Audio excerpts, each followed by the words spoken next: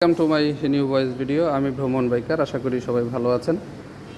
দেখেন আমার বাইকটার কি অবস্থা। আজকে 2-3 দিন যাবৎ বাইকটা আমি বের করি না। পুরো বাইকটা বৃষ্টির কাদা দিয়ে পুরো ভরা। বাইকটাকে আসলে একটু ধোয়া দরকার, একটা সার্ভিস করা দরকার। এদিকে যে অটো আছে 3 চাকার অটো, আমাদের মহাসড়ক দাবড়িয়ে বেড়াচ্ছে তারা।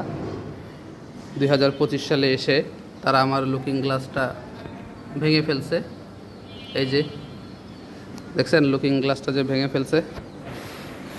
এখন বাইকটাকে সার্ভিস করা লাগবে, একটু ওয়াশ করা লাগবে।